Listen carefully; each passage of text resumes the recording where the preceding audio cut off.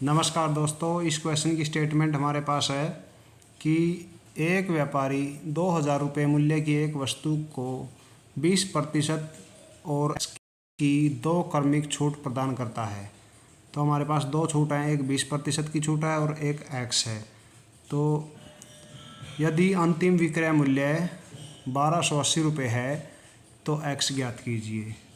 सबसे पहले हमने देखना है 2000 रुपये मूल्य है उसका, तो 2000 पर 20% छूट बना लीजिए। पहले 2000 रुपये का 20% यदि हम निकालते हैं, 2000 को 20 से मल्टीप्लाई करके और 100 से डिवाइड कर दीजिए तो कितने रुपए आता है, 200 और 2 की मल्टीप्लाई हो गई 400। तो ये हो गई हमारी छूट।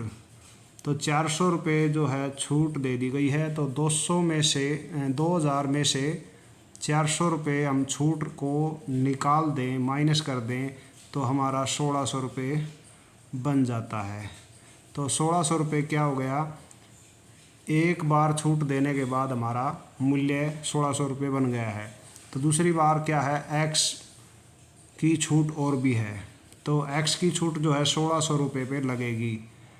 तो उसने बताया है कि वो 1280 रुपये का बेच रहा है।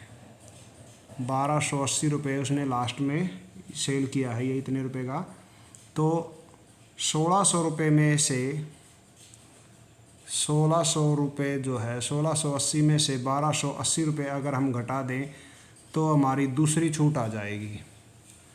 दूसरा जो डिस्काउंट है कितने रुपये का हो जाएगा, ये हमारा 320 रुपये का हो जाएगा। 320 रुपये दूसरा जो है छूट है, दूसरी छूट, और ये 1600 रुपये पर बनती है। तो ये हमने देखना है, ये जो 320 है वो 1600 रुपये का कितने परसेंट है, वो हमारा एक्स बन जाएगा। तो इसके लिए हम क्या करेंगे, जो 320 है,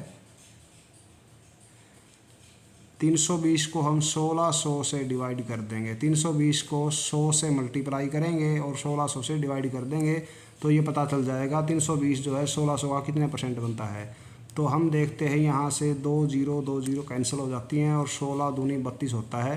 तो यहाँ पर हमारा 20 आ जाता है। तो 20% हमारी दूसरी छूट ज्ञात हो गई है। तो 20% इस क्वेश्चन का सही जवाब बनेगा। जो एक्स है दूसरी छूट है, वो एक्स दूसरी छूट है, तो एक्स 20% की छूट है।